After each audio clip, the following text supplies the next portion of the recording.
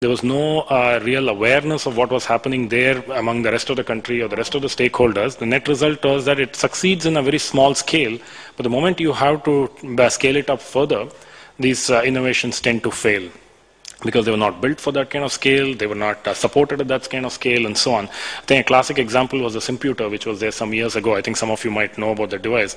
I've used a couple of those devices. Classic device. I mean, it could have been a solution to a lot of our problems, but because the innovation was very, very limited in its scope and was not supported with the right backup, I think it died a natural death. The second contour would be around the fact that these solutions have to account for incredible variations in the kind of load that they would be put through. I think that's a fact of life, that we are talking of applications or systems which would be used by literally millions and millions of people, and it's going to be very difficult to predict what kind of load patterns they would have to go through. I think part of the reason why the cost of IT has been so high is because people have always assumed the worst case when they size their capacity, and when the actual usage is lower than that 80% of the time, the cost per transaction goes through the roof. Finding innovative ways of managing the variability of operations is going to be critical. The other point is in terms of, a lot of the discussion so far has been around experimentation. Can I interrupt you right there? Sure. So, I mean, just to take off from what you just said, I agree completely that it is an issue. I'm reminded of how Amazon is said to have created their cloud offering simply because of their variability of demand, that at Christmas time, the use of their servers was going to infinity. At most other times, they were fast asleep. Now, India is beautifully placed in that Indian Standard Time, daytime, is when the United States is asleep, okay, and vice versa.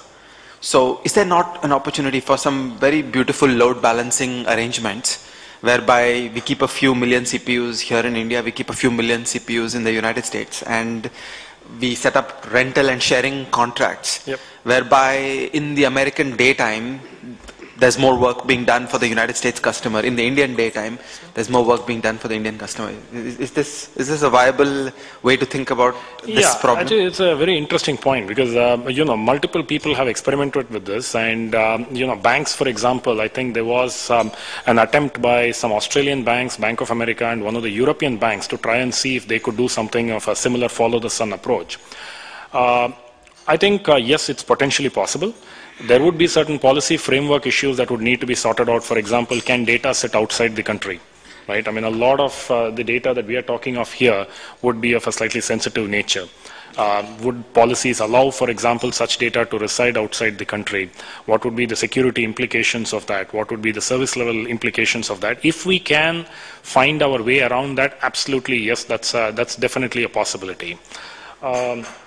In terms of this thing, there's been a lot of talk about experimentation, and I think there's a very critical point there which often is missed out when people design systems, is that if we cannot predict the shape of a solution in advance, and it has to be frequently modified after it has first been introduced, like for example, Mr. Srinivasan was talking about a lot of experiments that they have done. Now, the moment you translate that in IT terms, the challenge that we face is that when a person is designing a system, they design it based on what they understand of it currently. But the moment you say you have to experiment on it, 3 months later, you might have to change the solution, you might have to change the offerings, you might have to change the security framework, and so on. It's often found that the IT solutions are a little too rigid for that. So I think we're going to have to think of a very different way of how we